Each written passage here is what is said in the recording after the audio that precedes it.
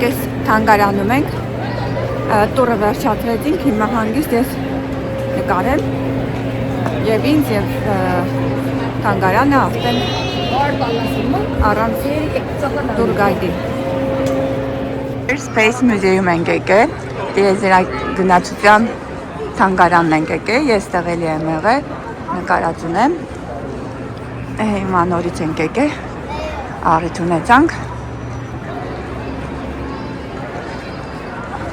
ու ինչու չէ, արեք նկարեմ ես։ Դրանք Միկոյանի միկերն են, ինչ կան հիշում եմ, ես հիմա նկարում եմ, գնում եմ ես տախտակի վրա նայեմ ինչ ա գրած, հա, միկերը, եսա։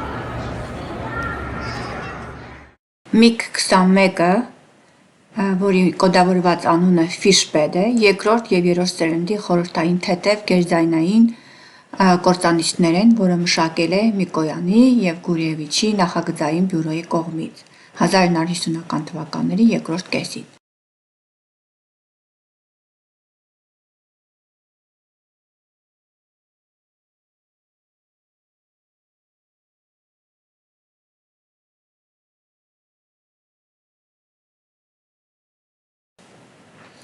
Սա էլ հայտնի միգ 15-ն է, որը սպասարկվել է աշխարհի շատ սիրվելի կործանիչ, որը մշակվել է Միկոյանի և Գուրիևիչի նախագծային բյուրոյի կողմից ևս 1947 թվականին ավիացիայի պատմության մեջ ամենահայտնի ռեակտիվ մարտական ինքնաթիռներից է և ամենամեկի մասին առանձին գրված է։ Որոշակի հաճախականությամբ կախված մարդկանց քանակից իրենք անվճար տուրեր ունեն։ Հիմա հայտարարում են, որ անվճար տուրը սկսվելու է, այնպես որ բոլորը կարող են հավաքվել ու մասնակցել։ Free տուր կա, ամեն ժամը մեկ free անվճար տուրեր ունեն իրանք։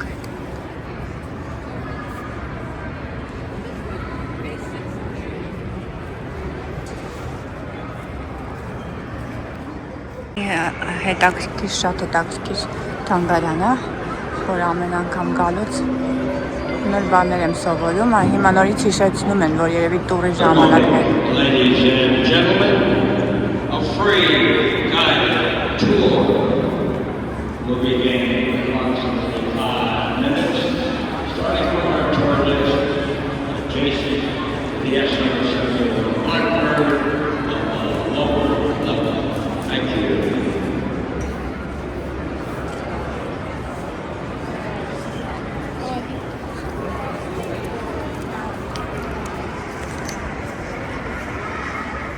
Մենք մասնակցելու ենք այս տուրին ընթացքում անգլերենով է իհարկե լինելու, պատմելու են այս ինքնաթիռներից յուրաքանչյուրի մասին, ասեցի յուրաքանչյուրի, բայց ասեմ, որ յուրաքանչյուրի մասին անհնարին է այդքան պատմել, բայց ամենահայտնի ինքնաթիռների մասին իրենք պատմում են, ընդ որում ասեմ, որ տարբեր ժամանակներ եկել եմ, տարբեր տուրգայդեր են եղել և եղել է, որ տարբեր ինքնաթիռների մասին են պատմել։ Թեև կային ինքնաթիռներ, որոնց մասին ես իմ եկած ժամանակ բոլոր տուրերի ընթացքում լսել եմ, դրանք հիմնական ինքնաթիռներ են, որոնք շատ հետաքրքրություն ունեն ինքնաթիռները, որ իհարկե յուրաքանչյուրի մասին չի հնարավոր չի, բայց այն բոլորոնք շատ հայտնի են, իրանց մասին կպատմի այս մարդը։ Այս պատմողներն էլ հին ավիացիայի աշխատողներ են, բավականին տարիքով են, որոնք հիմա այստեղ աշխատում են որպես այս տուրգայդեր, ասեմ, որ հիմնականում սրանք նաև անվճար են աշխատում։ Մենք առաջինը այս տիեզերական տիեզերանավերի մասը հետաքրքիր այս անգամ ուրիշ ձևով սկսեց այս տուրը։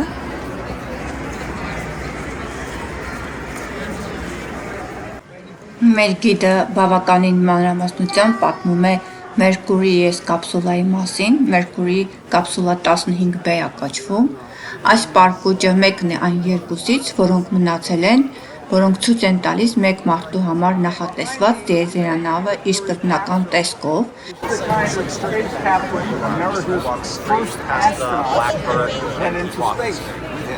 We're on the left-hand side of it. On the top of it is the pack. No, they didn't want to do that. Storing the capsule when it enters. We recovered our capsules. Okay. on the back of it, these are called what are known as reaction rockets. They were used to turn, when the capsule was up in space, to turn it around so it's facing properly for re-entering Earth's gravity and atmosphere. Once they accomplished that, they were jettisoned. Այն տեղերը վիդեոյի, որտեղ գիդիզայնը հստակ լսվում է անգլերենով, ես ուզում եմ այդպես էլ թողնել, որովհետև իմ վիդեոները նայում են նաև անգլերեն իմացող շատ մարդիկ, որոնց համար հետաքրքիր կլինի գիդի տեղեկությունները լսել, իսկ մյուսների համար կարող են ինֆորմացիան ինտերնետից ստանալ, պարզապես անունները գրել ինտերնետում ինֆորմացիան կունենաք նաև հայերենով եւ ռուսերենով. For training astronauts, it was identical to the command module that went on the missions that landed people on the moon. Why do you suppose there are balloons on top of the command module? Anybody want to take a guess at that? Land in the water. That's right, very good. We're landing in the water. You land in the water in one of two positions, right side up or upside down. If the capsule were to land upside down, those balloons inflate and in 8 minutes will right the capsule. Those particular balloons were used on Apollo 11, the first mission that landed people on the moon. Are you able to turn up a little bit? More volume? Yeah, a little more. Sure. Is that better? Is that any better? Yeah, that's better. Yeah, I get the mic a little closer. Is that better? Yeah. It's a big place. Is that better? Good. Yeah. Okay. Thanks for pointing that out. 1965, 3 astronauts blast off. This is July 1965. July 15th, 1965. 3 astronauts blast off from Cape Kennedy. They are Neil Armstrong, Buzz Aldrin, and Michael Collins. 4 days later, on July 20th, 1969, they are relatively near the moon. There's the capsule that again was used on Apollo 11. And they airlift everything to the deck of the carrier. They put the carrier puts the Մասին էր երկար բարակ պատմեց, նկարեմ ես, որ հետո կարդանք սրա մասին. the streets along here, and that's from the heat of re-entry, that electrical compression stuff. These holes here are what are known as reaction rockets. They were used as a national some up here. Those were used to maneuver the shuttle when it was in space, when of course its wings were no use. Now again, we have that molecular compression stuff I keep talking about. I've got a way of dealing with it. We have to have a way of dealing with it. Here in this shuttle, they did it differently than with capsules. The parts of the shuttle that got hottest were covered with a material called carbon. You can see it on the nose of the shuttle here. You can see it on the leading edge of the wings. Very heat resistant, thousands of degrees of temperature. The next level of heat was handled by these mostly silica tiles, these black tiles. There are about 24,000 of these tiles on the shuttle. They're made of a silica material. And the darker ones are the ones that have been replaced over time. Those are the, about 8,000 that have been replaced over time. The rest of the shuttle is covered with blankets of a similar silica material, but it doesn't have to handle quite as much heat and is cheaper and easier to apply in this form. Questions so far? Well, let's step down here, look at the rest of the shuttle. Now, the cargo bay is where, that's the business end of the shuttle. That's where all that stuff is going to be carried. It's a big space. You could put a school bus in there and have space left over. Oh, look at this. Someone screwed up. They put the flag on backwards. Well, no, it's not a mistake. Picture that as a real flag on a real pole, and the shuttle is going this way. So they blow back that way. See, the cargo bay is a big space. Continue around the back.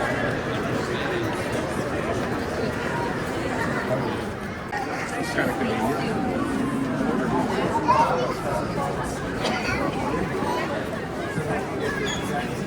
You say hi to the man? Hi. Hello. Hello.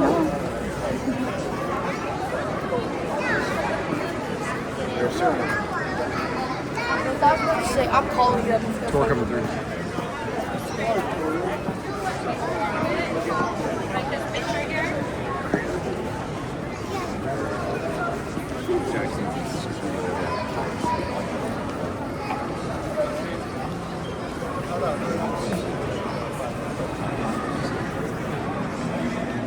That if I put it on my front yard, somebody would say something.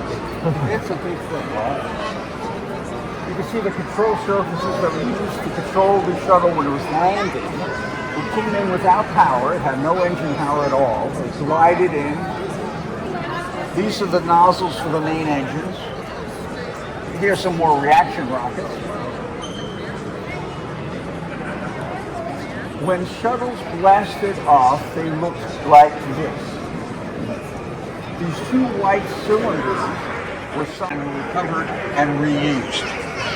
This big orange thing is actually a fuel tank. It's carrying liquid hydrogen and liquid oxygen for the main engines.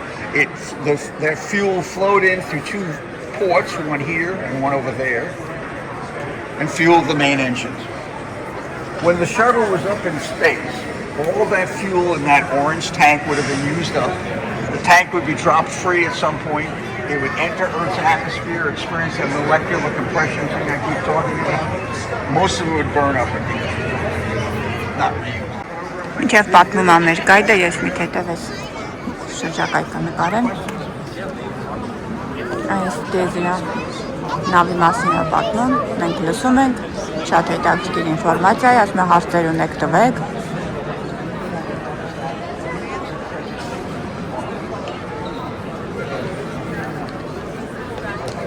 Ամենամեծ թանգարաններից մեկն է Տիեզերագնացության Ամերիկայում, ես կասեի։ Տարբեր բաժիններ ունի, ամեն բաժնում իր նմուշներն են, նմուշները ասելը մի քիչ ծիծաղալի է, որտեղ հսկայական ինքնաթիռներ են։ Այստեղ Տիեզերագնացության բաժնում ենք մենք հիմա։ Այդտեղ Գագարինի մասին էլ կա, ռուսական բաժին էլ կա, բայց հիմա վստահ եմ ինքը չի պատմի այդ մասին, բայց հետո ես երբ որ ժամանակ ունենամ, հեսա կմտնենք այդ մասը առանձին կնկարեմ։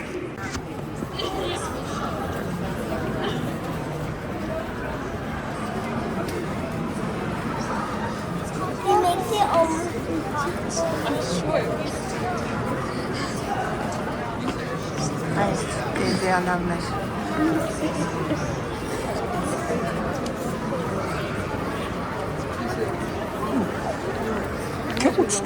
Designed and built in Canada. It would have been attached inside the cargo bay in this area and used to take things in. And you can sort of imagine this as the shoulder, elbow, wrist, and hand, and how it worked. Why does it have to be on this elaborate yellow thing holding it up? It was not designed to be where there's no gravity. It's designed to work where there's no gravity. So that means it couldn't support its own weight. That's why you need this elaborate thing. Our Canadian neighbors are sufficiently proud of this that an image of the Canada arm appears on the Canadian $5 bill. I think that's kind of cool. When shuttles were operating in space, doing their job, their direction of movement would not be this way. It would have been this way. Forget it up and down. There's no up and down. But it'll be heading in this direction with the cargo bay doors open. There's another set of windows up here so the pilots could see where they are going, and actually another set of controls as well. On the ground, astronauts got in and out through this hatch and spent most of their time in this space. There could be as many as 11 astronauts on a mission, but that'd be unusual. There were typically 6, 7, 8, depending on what they were doing. Some people ask, where were the facilities on the, well, right here. I'm sure that involved learning a whole new set of skills. Low gravity, guys. Questions? I'm sorry? The questions, what were these? No, that were there. Hinges. Other questions? Well, if there are no questions at this point, we are going to journey out of the space hangar. You have a question? This here? You have this? Question is, what is this? You can see there are a number of these. These are vents, so that when the cargo bay is unpressurized, it's just whatever it is. When it landed, it could be a vacuum in here because there's no air in space. So the equalized pressure of these just flip open, so that the pressure inside the cargo bay is the same thing as outside. So it doesn't explode. So it doesn't explode. Okay, implode. Implode, Yeah.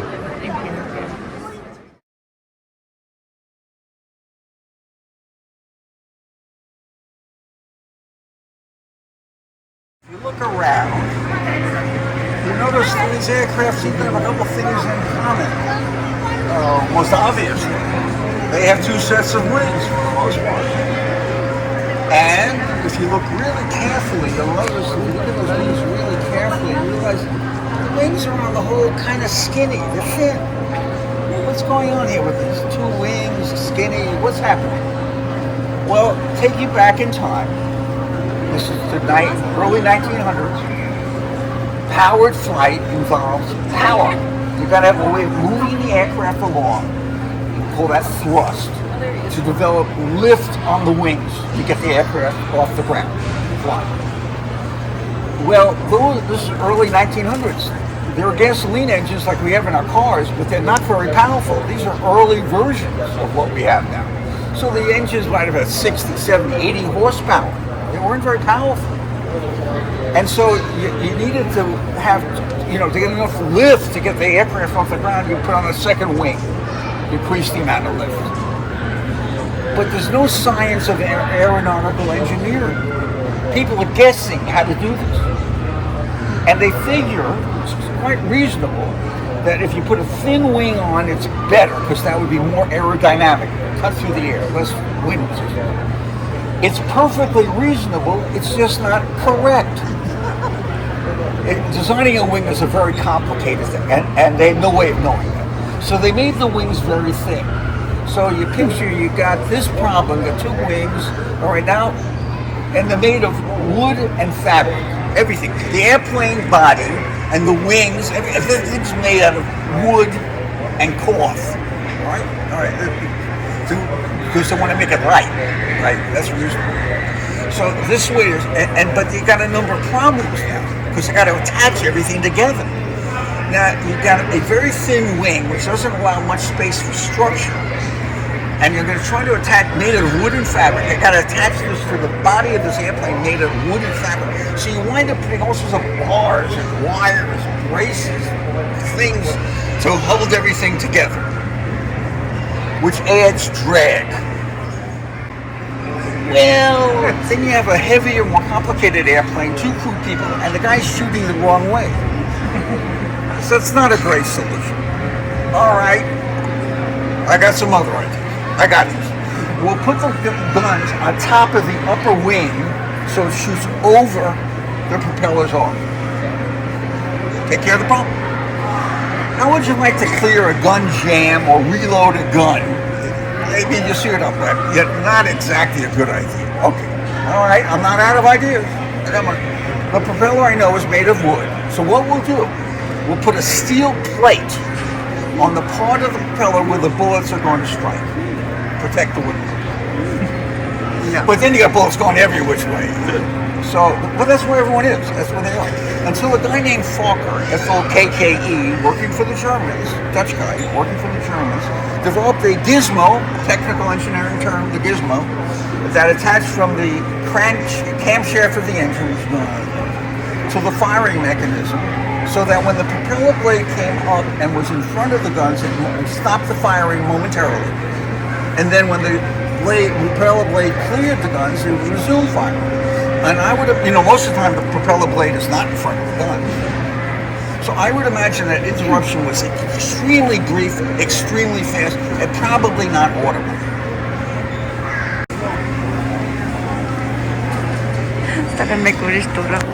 Sorry.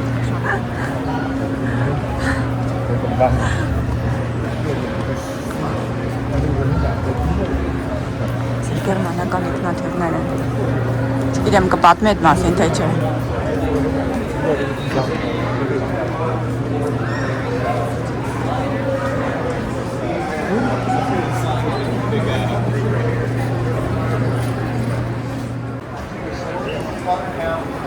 Տարբեր տուրեր են։ Նույն ավելի ճիշտ նույն տուրն է, բայց տարբեր մարդիկ են վարում։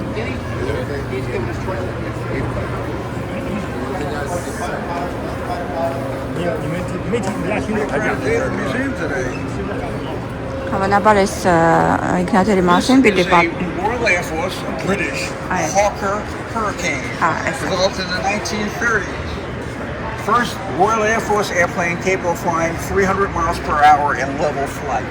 Notice how things have changed in about 20 years. Big fat wing, fat enough to put cannons in it and lights, have place for the landing gear to be retracted inside. Closed canopy cockpit, mostly metal fuselage. 20 years makes a whole lot of difference. What year was this? Mid-30s. Not many years after the things we looked at before. Things are moving right along. One pilot, this is one quick first fighter pilot. During the Battle of Britain, Hawker Hurricanes shot down a lot of German airplanes. They actually shot down more airplanes than more famous other aircraft that flew. Good airplane. Questions about this? Yes, sir. Just that on the side next to the propeller, just behind it. This? The missile kind of thing. Here? On the little top. Yeah, that here. These are exhaust. And there's another set on the other side. This is an air intake, another air intake here. I mean, all these aircraft had turbochargers and things. I mean, they're very complicated. Aircraft design becomes increasingly complicated and sophisticated. You're dealing with very smart people designing these things, and they're very, very complicated. Engine design becomes extremely complex, depending on turbochargers, superchargers, two-stage, single-stage, at which altitudes they're most efficient. I mean, it's a very, very involved. In 20 years, things have really moved along.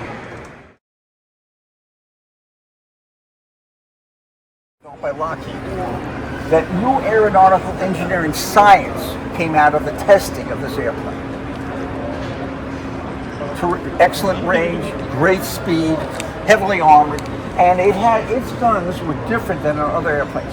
If you look at the Hawker Hurricane, notice the firepower is in the wings. Most World War II era fighter airplanes had their guns in the wings. And when you do mount them there, you aim them so that the bullets come together for maximum impact at a predetermined distance in front of the airplane, generally about 300 yards. After that point, the bullets, of course, are moving apart. They're diverging. In the P-38, all the firepower is in the nose. 4 50 caliber machine guns and a 20 millimeter cannon, all in the nose, means everything is going in the same direction. It gave much better range to the guns, easier to hit your target. In fact, the leading U.S. Army Air Force aces of the Second World War scored their victories in planes like this one. One shot down 40 Japanese aircraft, another shot down 38.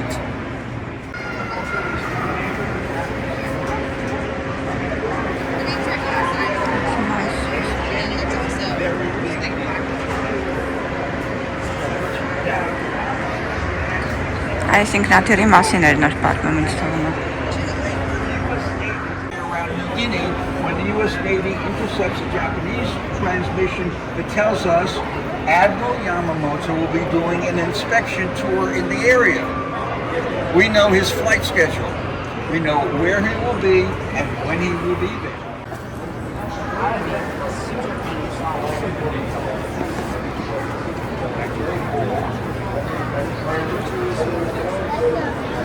Birthday queen to drop the atomic bomb on Hiroshima. As I said before, we don't do reproductions here. This is the real airplane. This is the airplane that carried out that mission. We will talk about that mission in some detail in just a few moments, but I'd first like to talk about the B-29 itself because it was by far the most sophisticated, advanced bomber in the world. There's no close second. It's in a class by itself. Think back, you've seen those movies about World War II with the guys shooting out the sides of those B-17s and B-24s. They're flying at 31,000 feet. The air's kind of cold, and it's not a lot to breathe, so they're breathing pure oxygen, wearing electrically heated flight suits that's still cold. The endurance of the airplanes and the crews is about 8 hours max. Incredibly difficult and dangerous missions, but that's how far they can go. The B-29 was conceived and built to fly for twice as far, twice as long, to fly for 16 hours or more, fly high enough and fast enough to be safe.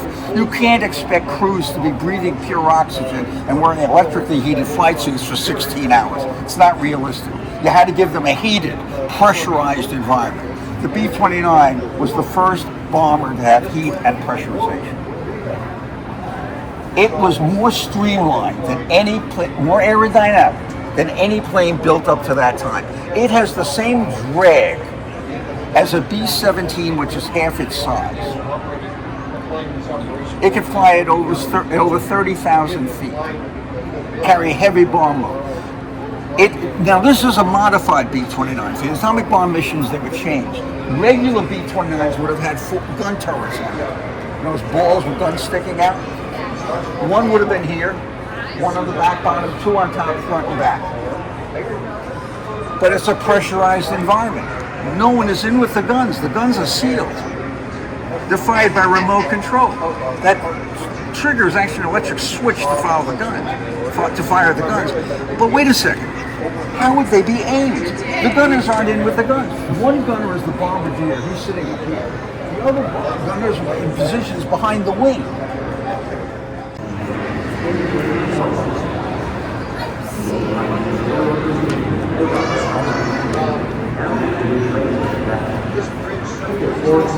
Մասշտաբները պատկերացրեք այս տիեզերագնացության թանգարանի։ Այդտան նկարագրել է։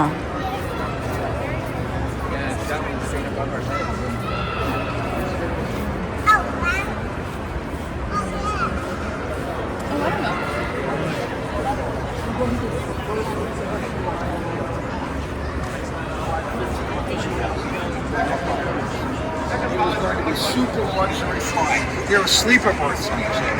A real bar. This is going to be super luxury flying. It is a plane, it's built around the engines and wings of a B-17 bomber with a big pressurized body. It carried about 28 passengers, something of that number, passengers. This was going to be super luxury flying, but they only built 10 of them. They were switching over to build more. Stop it. What happened to the 10 airplanes? One was purchased by Howard Hughes, remember the reclusive billionaire? He turned it into a flying penthouse. Other airplanes were purchased by airlines that most of you here would never have heard of. This was purchased by Pan. This has Pan Am colors, Pan American Airways colors. Others were purchased by Trans World Airlines, Howard Hughes Airlines. I think it's a really cool artifact. Doesn't it capture the 1930s look of the technology of that era? So the passion and joy of that technology. Questions about this? Yes, sir. What places was it serving, like between? What markets did it serve? Again, there weren't a lot of them. The original intent was to serve Latin America.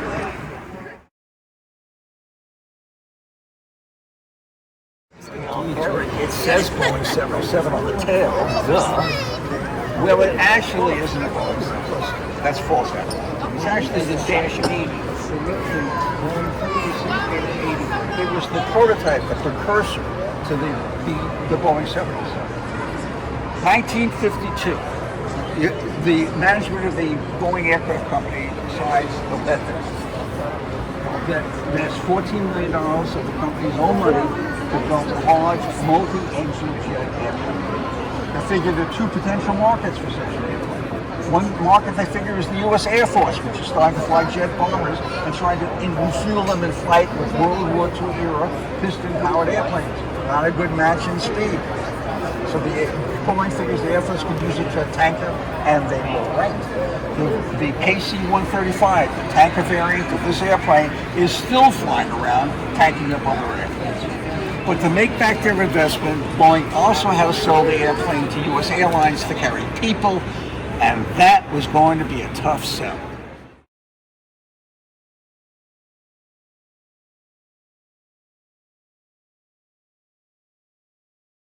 At sea level, the speed of sound is about 765 miles per hour. What if we could say double that? Fly at Mach 2. That would be cool, wouldn't it? In the 1960s, a number of countries start developing ideas for a supersonic passenger plane. Almost everyone bails out. Too expensive. But Britain and France figure if they joined it together in an alliance, they can make this work. And they do. And by 1976, the Concorde is flying, and this plane is seriously fast. It flies at Mach 2.2, about 1,300 miles per hour at over 55,000 feet. We're talking seriously fast. It outruns fighter airplanes. It is seriously fast. Give you an idea how fast this airplane is. Remember that molecular compression stuff I keep talking about? Even though where this plane is operating, it's mighty cold and the air is kind of thin up there at 55,000 feet. There is enough molecular compression from the movement of the aircraft through that thin, cold air to heat up the plane 200 degrees Fahrenheit. It's really moving. So why'd they stop working? You gotta... Because if it goes too fast, you can pass out. It goes well, that wasn't really the central... You know what the problem was? It costs a lot of money to go that fast. There's things of the laws of physics where you want to double your speed, you need 4 times as much energy, etc., etc. Anybody here a math, maybe science person? Well, you want to fly more than 3 times faster than everybody else, 4 times faster. You got to use a lot of fuel. So by the time they retired the fleet in 2003, these planes, it was costing $12,000 for a passenger, one person, to fly from here to Europe. And that was fuel. It takes a lot of fuel to fly that fast. Կանկորդների մասին պատմեց, թե երբ են սկսել, ինչի են կանգնացրել արտադրությունը.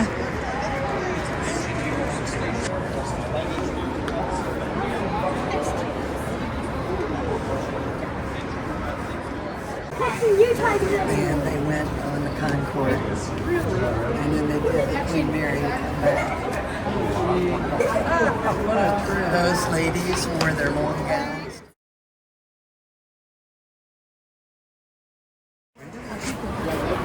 Հաջորդ բաժինն են գնալու, մասն են գնալու.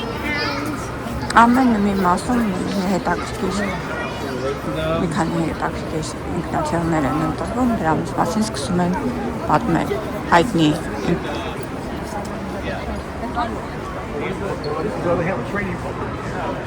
այս Boeing-ի մասին պատմեց.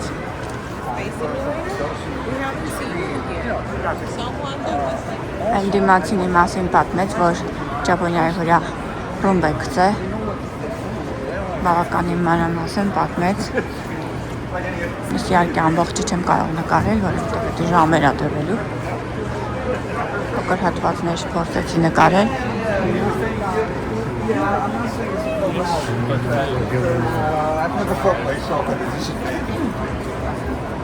Հիմա որ բաժին են գնալու.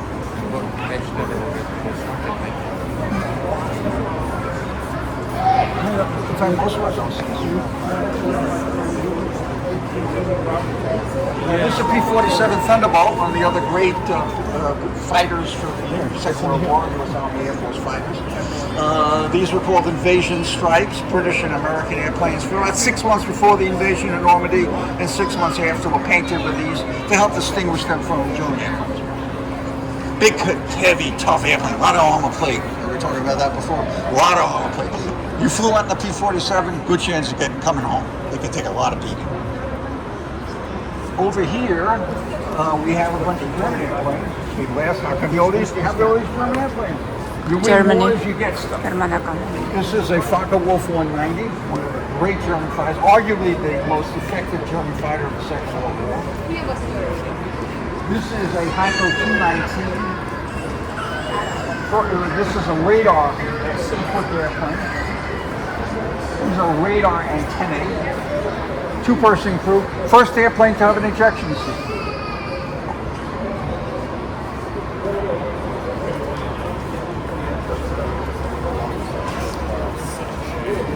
Լուսանկարը այս ինքնաթիռը։ Imagine We'll flossing. go and look at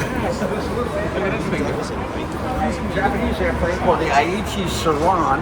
It was designed to attack Washington and New York, which might seem a little surprising given it's a little airplane. This is the plan. It was the pontoons came off, the wings folded against the side of the airplane, the rear wings folded down, so that the collapsed airplane, 3 of them front to back, could be put in the tube on the deck of an enormous Japanese submarine, E-400, 3 times larger than the next largest submarine. And the plan was to go around the southern tip of South America, up the east coast of the United States, surface, reassemble the planes, catapult them off, attack Washington. He never got around to it. Որի մասին ապարվելու։ I want to point out 2 other airplanes here. This is the first jet-powered bomber, German airplane. 2 Orano 234B bullets, 2 jet engines, one on either side. That's a rocket motor. Help it get off the ground. Fly anywhere I wanted to take it. This plane here is another German plane called the Dornier File or Arrow. The fastest propeller airplane of the Second World War. Propeller in the front, and propeller in the back. Much more aerodynamic than ancient on the side.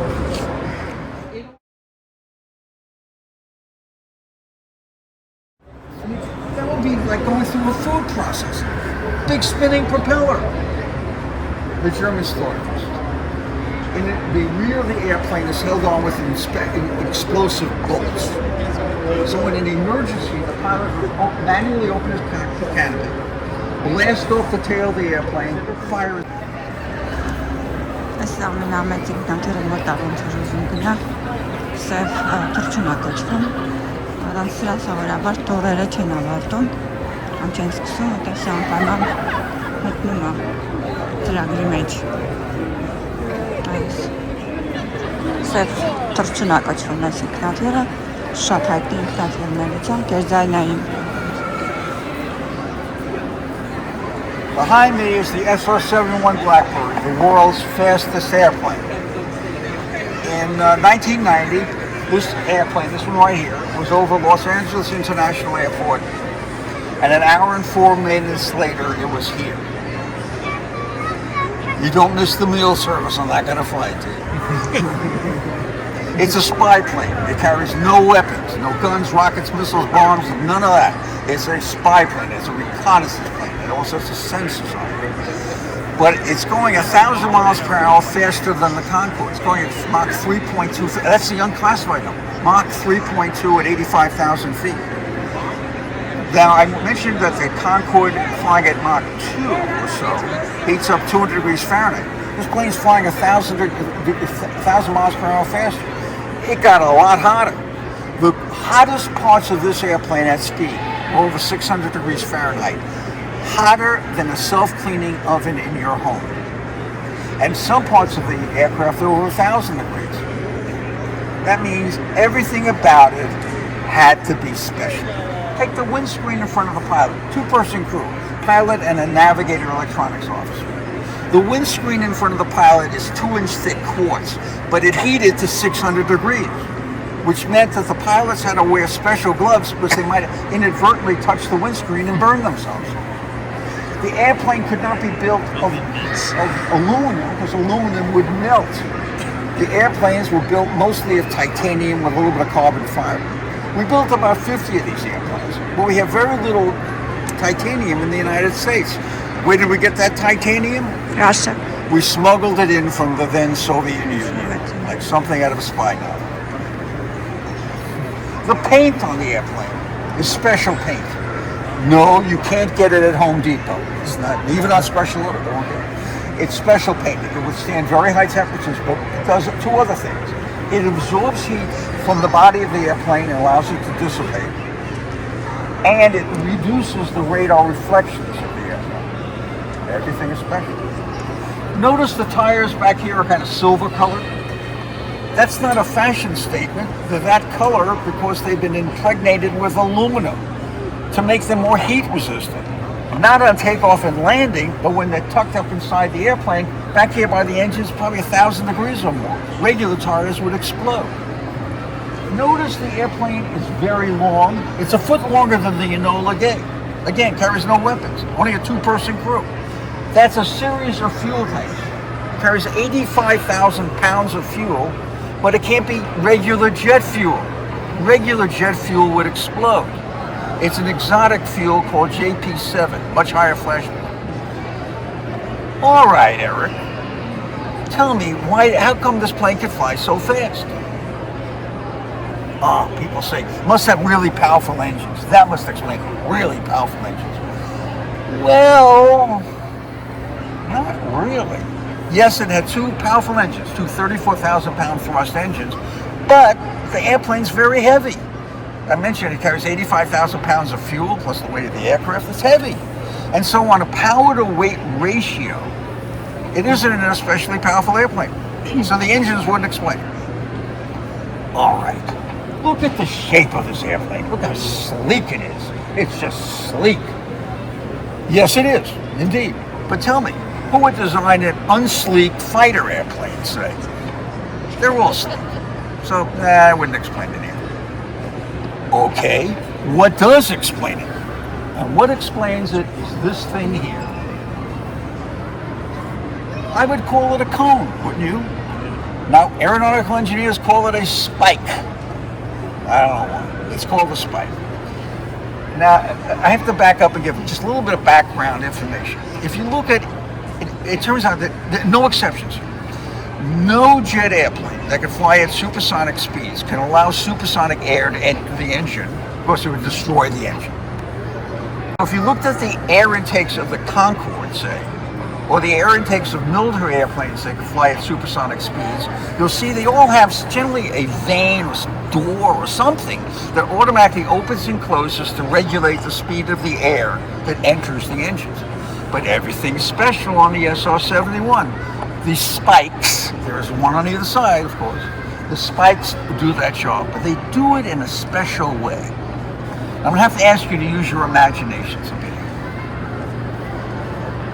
Plane is going faster and faster. Let's say it's coming up on, 750 miles per hour. That would mean that the air moving at this stainless steel tip here is moving at 750 miles per hour, right? But back here, it would have to be under 500 miles per hour, right? What has happened is the spike has slowed down that air, which has the effect of compressing it. And when you compress air, it gets really hot and comes under enormous pressure. As the plane continues to accelerate, that pressure and heat keep building up and building up. They become so intense that engineers give it a special term. It's called shock, S-H-O-C-K. The shock wave is building up, the building. Plane is accelerating, that shock wave is building up. And then each spike automatically retreats into this space. Now in this space on either side of the airplane, there is an engine, one on either side of the airplane, but there are other things too. There are valves and vents, you can see some of the vents here, and a series of tubes surrounding each engine. The tubes surround the engine and empty into the aircraft's exhaust. The plane is going faster, faster, faster. Shock wave is enormously powerful, enormous. Each spike then starts to automatically retreat into the space and until they reach a critical point when something that I think is amazing happens. And then there's the SR-71. No other airplane before or now operates exactly this way. And when were these planes designed? The late 1950s. It was the last major airplane design using a slide rule. How many people here know what a slide rule is? All right, precious few hands are going up. You ever hear of a slide rule? Yeah, You've heard of it, yeah. I bet there are many people. You don't even know. You don't know what a slide rule is. Do you know what a slide rule is? No. You good at math? You pretty good at math? Yeah? What if you had a lot of hard math to do tonight? Մենք տուրից բրծանք եւ հիմա կարող ենք հանգիստ մեր համար ման գալ։ Տուրը իհարկե լավ է, բայց մյուս կողմից էլ կապված ես լինում մարդկանց հետ։ Մի քիչ դժվար է իրանց հետ անդադ քայլելով։ Մենք այս թանգարանում ենք, տուրը վերջացրեցինք, հիմա հանգիստ ես նկարեմ եւ ինձ եւ թանգարանը ասեն առանց տուրգայդի։ Բավականին ծանրաբեռնված է այսօր այս թանգարանը, որովհետև ազատ օրեր են, տոնորեր են ու Ամերիկայի տարբեր շրջաններից եկել են այս թանգարանը։ Սա շատ հայտնի է ու ամենամեծ տիեզերագնացության թանգարաններից մեկն է։ Մի հատ է Վաշինգտոն DC-ում կա հենց մեջը, իսկ սա Վիրջինիայինն է։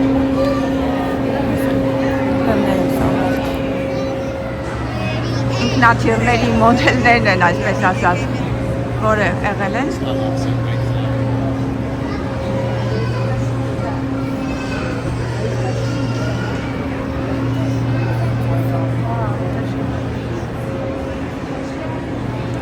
Հետաքրքիր է, ամեն մի ինքնաթիռի մասին այսինքն գրված է տախտակի վրա ու եթե գնանք բոլորի մասին կարդակ, այս մի քանի օր կտևի։ Համար ես մի քիչ արագ եմ անում։ Այս գերմանական էր, չէ՞ կարծեմ։ Հա, այն մեկը, տես խաչը վրան է։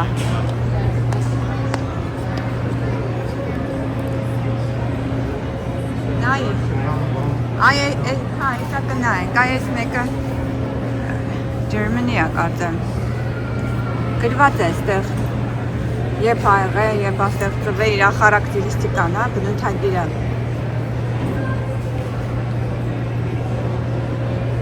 Ով առաջի անգամ նստել։ Այս յուրաքանչյուր ինքնաթիռի մասին, այս մանրամասն գրված է իր բնութագիրը, երբ է ստեղծվել, ինչքան թռիչք է կատարել։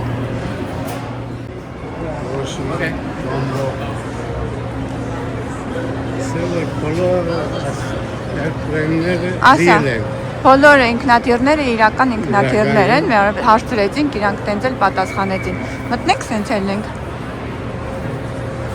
Ընդեղ ես ուզում, այնտեղ գնանք։ Այս Ճապոնիայի վրա ռում գծող ինքնաթիռն էր, այդ դրա մասին մանրամասն ինքը պատմեց։ Այս է Boeing-ն է, այդ դրա մասին էլ պատմեց։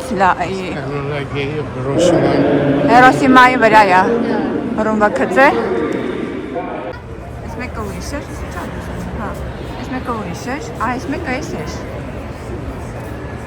Տարբեր են սրանք, հա։ Այդ ինչի է սրան։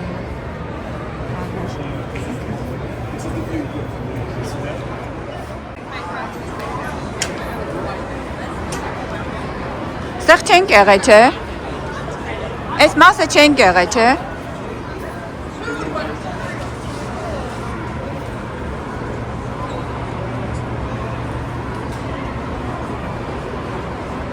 Այս էլ նկարեմ մի անգամից ինչից դուրս կա։ Այս եղանք, նկարեցինք ոնց որ սա։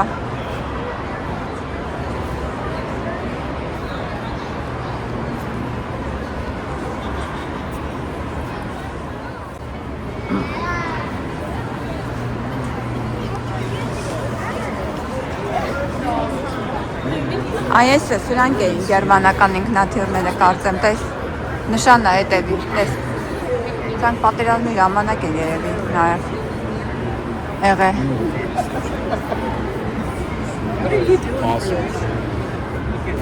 44-45 թվին, նայի։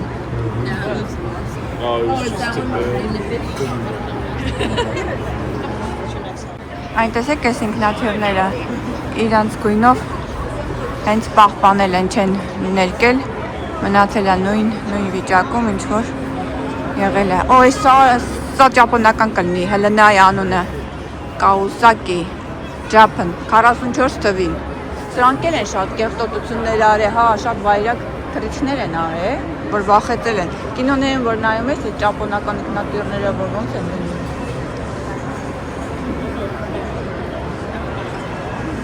Դրա համար էլ ռումբը գծեցին սրանց վրա, այս էլ է ճապոնականից թվում է։ Այս էլ է ճապոնական, նայի։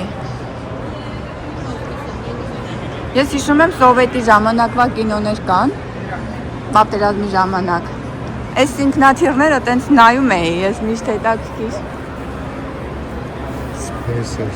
Space-ը գնանք, հա? Հա, Space-ը գնանք։ Այս էլ է հետաքրքիր, նայի։ Էսի ինչա կան, Ավստրիա։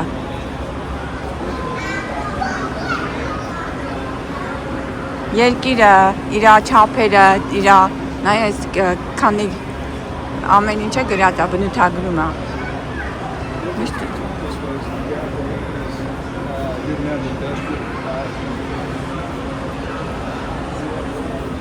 Ինչ է, չգիտեմ, բոլորը ոգևորված նայում են, մենք է նայենք, ինչ-որ մի բանի մոդել է, մարդիկ սենց ոգևորված նայում են, ստեղ է գրված, ինչ է։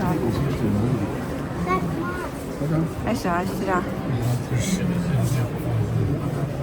Ստեղ է գրած, այդ դրամար են մարդիկ սենց ուշադիր նայում ես։ Հիշում եմ, ինչ-որ ռուսական բաներ պետք է լինի։ Ինձ հետաքրքրում էր այս սեքշնը։ Տեսնենք ինչ կա։ Պետք է որ գտնեի այստեղ։ Ինչ-որ, չէ, այս երեխեքի մասին է։ Այս տիեզերագնացի մոդելն է իր հագուստով։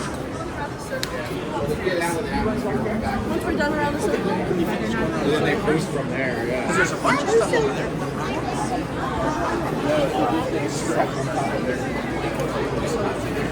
But not a regular. Տղել ինչ-որ էլի։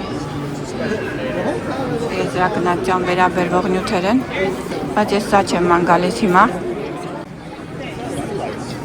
Տեղ մի տեղ կար, որ վերաբերվում էր ռուսական բաժնին, որ չեմ կարողանում գտնեմ, հուսամ չեն հանել։ Հիմա ամեն ռուսական բանին դեմ են ստեղ, փորձում են հանել։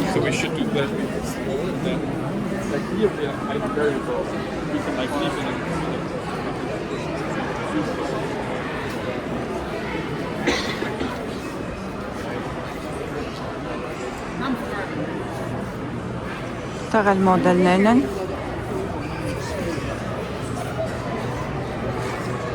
73 թվի Space Shuttle-ների մոդելներն են։ Okay, գուցե ստեղ է։ I did figure it out. We're both kind of screwed.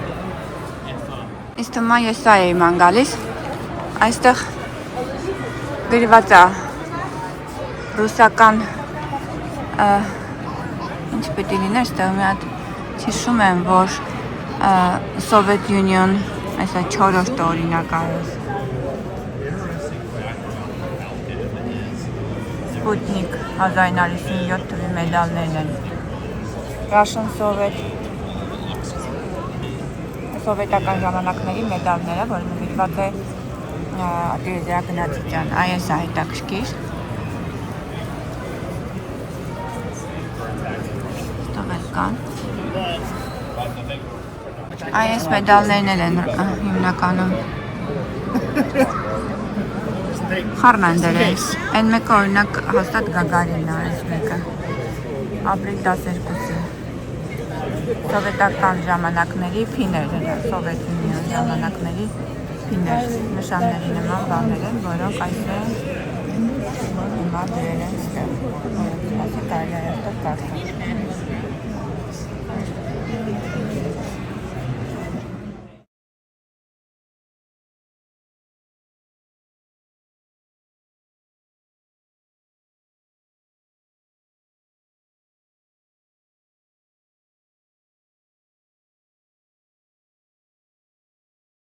Նշանները այստեղ Soviet Union սովետական ժամանակվա մեդալները հիմնականում Գագարինի այդ 19 օրինակում է վերաբերվում, ոնց որ Տիտովը լինի Կարալովին է 9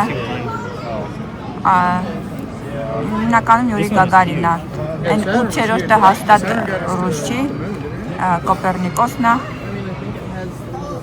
մատորներն են իրանց։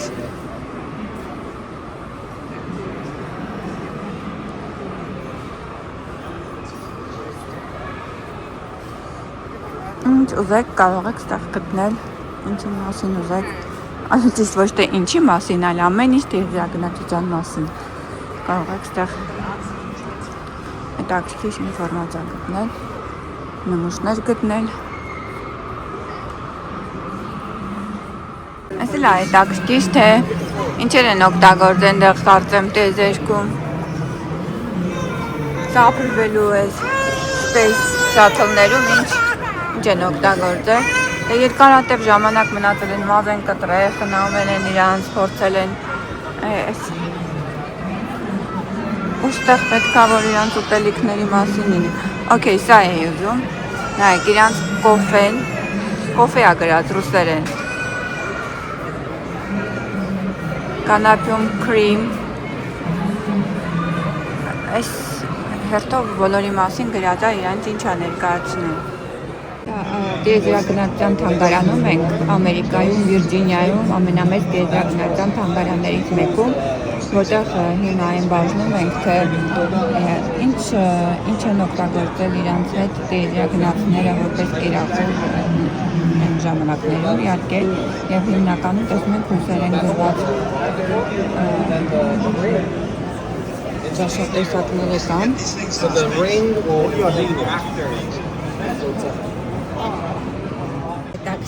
Նայել էլ որն է ռուսական 4-ը հանի քեյքն է ռուսական, ուրա 4-ը այս մեկը 6-ն է հետաքրքիր white bread-ը, հետո չոկոլետ են օգտագործել, չոկոլետը որն է? Այս է իրան չոկոլետն է։ Այսի portion-ը, այս ենք բաներով բորշ են կարի, շի ավեն գրած, նաև ռուսերեն գրած է շի, ստեղով որ կաս, Դե շի, ռուսերեն է գրած, ռուսական տառերով։ Մեկը կարմիր բորշն է, մեկն էլ շին կարծեմ կան, չգիտեմ, առանց մսի բորշն է, ինչն է այս շին։ Հետաքրքիր է։ Այս թանգարանը ամբողջական, տես վերևից ինչ կայֆ է նայվում։ Վերևից իհարկե շատ լավ է երևում այս թանգարանը ավելի, ամբողջական, բան, սիրուն։ Երրորդը չենք բարձրացել։ Շատ սիրուն է, երրորդում սենց վյուն շատ սիրուն է։ Տեսքը ամբողջ։ Հələ նայ, վերևից ինչ հսկա է այս ինքնաթիռը։ Իսկ կողքը որ կանգնում ես, սենց չես զգում, էլի, բայց որ վերևից սենց նայում ես ամբողջ։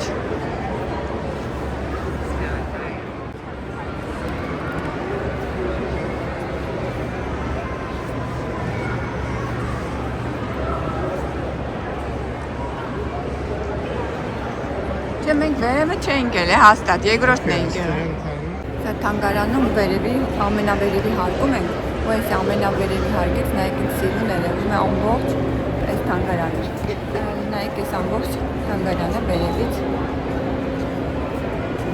Այս էլ այս կողմից էլ երևում է տիեզեր գնացող ինքնաթիռը։ Այս արծաթագույնը կարծեմ են էր, որ ռումբեր գծե Ճապոնիայի վրա։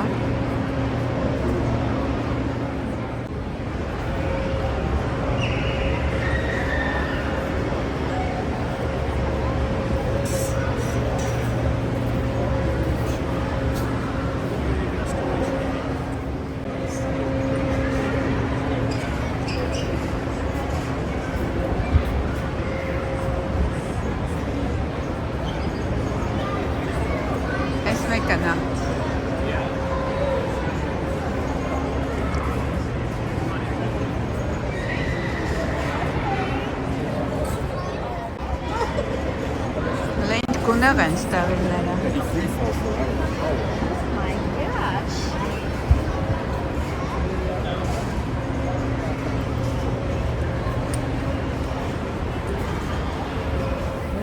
Կարմիրի մասին է։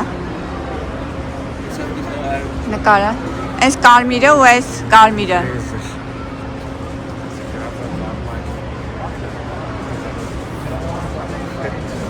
Էս նա է, էս Pepsi-ն ու երևի նա է։ Երևի նա է։ Մի քիչ նման է, թե չէ։ Չէ, էսի մի քիչ ուրիշ է, բայց որտեղ է։ Հա։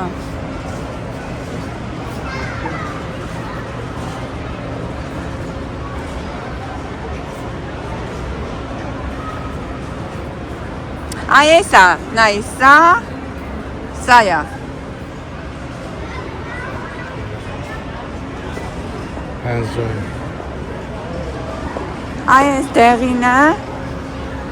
Այս տեղինը, այ էսա։ Պաստորեն իրա մասին է գրված ու ինքնաթիռը կանխած է։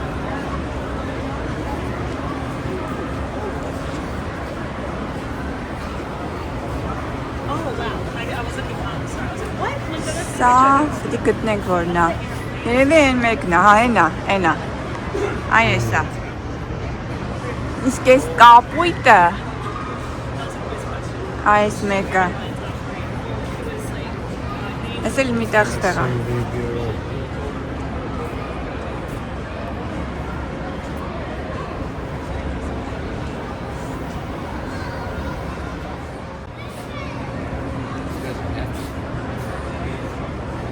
Ես մեկ ալինակիչ կան փոքր է։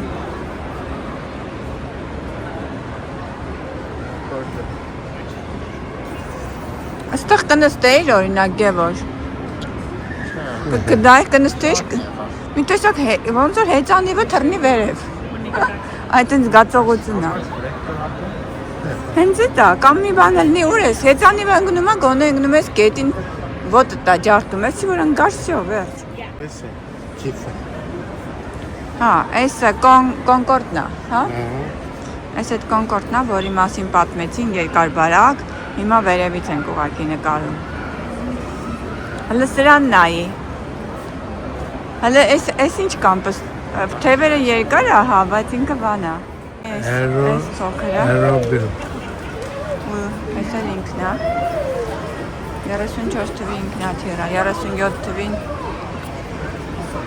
Սանտա Մոնիկա, Կալիֆոռնիայում։ Էս էլ նույն կոնկորդն է։ Այստեղ գտնվող։ Didn't retire it yet. Oh, upon the aircraft. They misread the sentence. It's supposed to be upon the aircraft's retirement. Կոնկորդի մասին։ Ռոբինզոն։ Կալիֆոռնիայից էս Ռոբինզոնը կարմիրը։ Լավ է սիրուն է։ Ես ինչքան Կալիֆոռնիայի արտադրանք կա, առաջի անգամ վրա Կալիֆոռնիայում են բացում։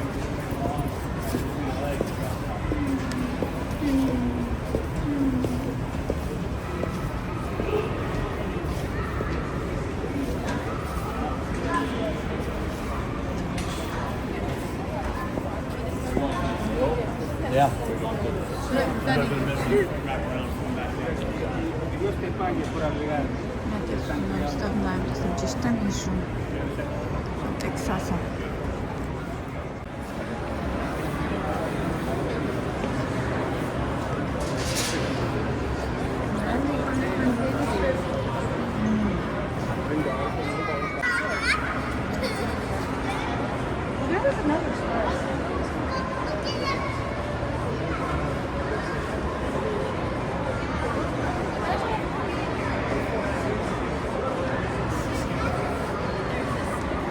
They weren't making enough money and too expensive to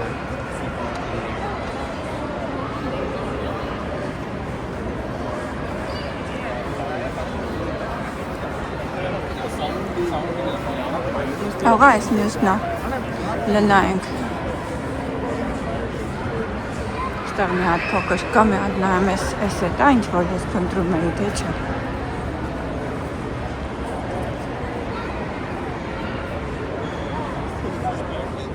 Ես էլ գրած է World Smallest, նայ անունը, ամենայն դեպս անունը տենց է գրած։ World Smallest Pilot Մուլտիկ, էսի բան չի։ Չգիտեմ ուղղաթիռ է, չէ, սա ինչ է անունը, վերտալյոտ է, ինչ է, վերտալյոտը որն է։ Մինչև 1980 ամենեմ փոքրն է եղել, հետո Ավելի փոքր էլ ակա։ Race. Երկու հոգու հայանում ենք անցյալ անգամ գտա հիմա փորձեմ տեսնել։ Պատկերացնես այդտեղ ովքեր ինչ են արել, ներդրում են կատարել։ Միշտ կոմով։ Մի հատ արագի մեջ դու պատկերացնես մենք ինչքան ենք մանեկ, այստեղ հայանուն ենք գտել։ Դե սենց յաներ ենք մանեկե հիմնականում։ Ես չեմ հիշում, կարծեմ գիտես ինչ էի արել։ Ինտերնետից արդեն ես գիտեի, որ հայ կա ստեղ։ Ես հիմա դժվար գտնենք ժողովուրդ։ Ես հետո իմ հին նկարները կգտնեմ, ձեզ կուղարկեմ, դուք կնայեք։ Այստեղ գրած էր, էս ինչ յան, էս ինչ յան։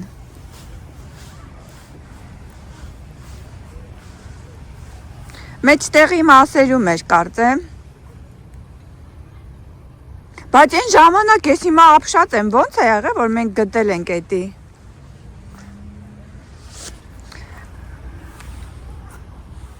Դու տեսնում ես Անահիտ Մարտիրոսյան, Մգրտիչ, հեսա Մարտիրոսյան,